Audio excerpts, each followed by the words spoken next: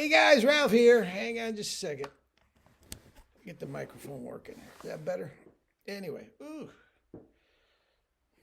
sit back. How's that? Anyway, welcome to True Power Health and Fitness on this, what's today? Thursday. Thrilling Thursday here in Connecticut. Guys, life's good. Life is good. Frigid outside. All I've done is get on the stationary bike, which I don't like. But I get all my laptops and my phone and I do work and all this sort of stuff and I try to make the best of it. But it's just so cold out, man. It's just so cold out. Anyway, yeah. I am absolutely at this point disgusted with the NBA. It's unwatchable. It's unwatchable. It's by a bunch of multimillionaires that don't want to play, that don't care about the fans, that are just disgusting. Guys, I live outside New York in Connecticut. Okay, it takes me about, I'm going to say by train, an hour and 10 minutes to get in there. But let's just say a family of four from Connecticut wants to see LeBron James, or wants to see Joel Embiid. Joel Embiid's his favorite player. So when they're playing the Knicks, we get Knicks tickets. And Knicks tickets are some of the most exorbitant things. But, you know, your child wants to go. So you take the family of four, okay? Let's say we're going $500 a ticket. Well, you can't make this up. Okay, let's say you get the cheap seats, okay? And you pile the kids into the SUV and, you know, gas, tolls, parking in New York, stepping over all the homeless people, and their syringes and their poop on the sidewalk. I mean, that's what New York has become. But and finally, you get something to eat. You know, you get, heaven forbid, you get your child a Joel Embiid shirt, jersey, and you get there. Joel Embiid's not playing. He needs loads management. He's tired. He played 2 days ago in Philadelphia, and he can't play. Guys, it's a disgrace. It's an absolute disgrace. They don't care about you. All they care about. And now the next thing I'm about to say, I will say is not his fault. The Philadelphia 76ers are some of the dumbest people on the creation. They gave this cretin, this broken down old man at this point, who can't play anymore, 3 years at $183 million. He is making over $60 million a year. Now, let's say this. Since his career started, we won't count this year, okay? But since his career started, he's been in the league 10 years. The first 2 years, he didn't play one game because of injury. Once again, the Sixers are stupid, okay? And I'm not blaming it on them.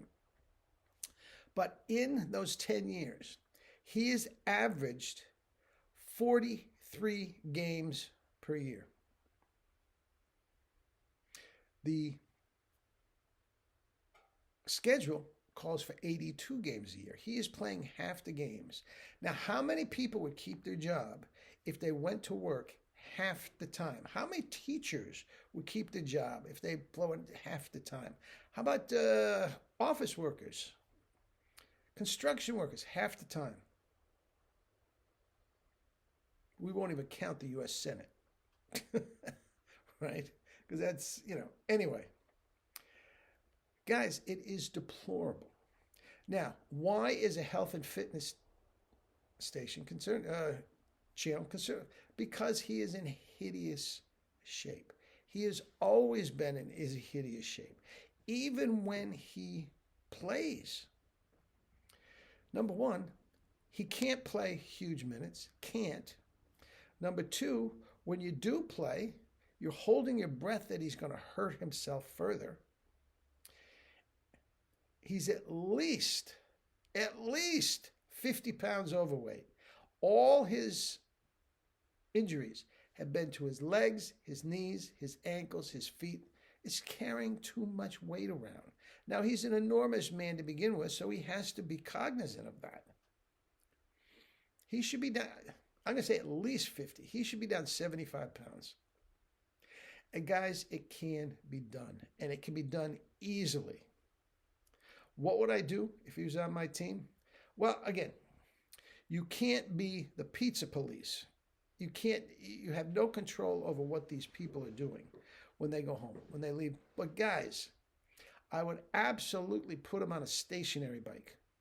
A stationary bike. And while everybody else is practicing, he's got to lose the weight. He can play. Oh, he has tremendous skills. You get him on the floor, he can absolutely play. But you can't get him on the floor, and you can't trust him on the floor because of all that extra weight. It's the same thing that I'm talking about yesterday with Zion Williamson. Okay? Same thing. All this blubber, guys, your joints don't know when you're running and you're pounding on those joints, they don't know why it hurts so bad. It could be an extra 75 pounds of pure muscle. LeBron James thinks he's in such great shape. It's a joke. We'll get to him. Okay? They don't know. Your body doesn't know if it's pure blubber. Your body doesn't know if you're wearing a 75-pound weighted jacket. It doesn't know. All it knows, you're killing those joints. And again, a complete and total joke. Are the Sixers dopes?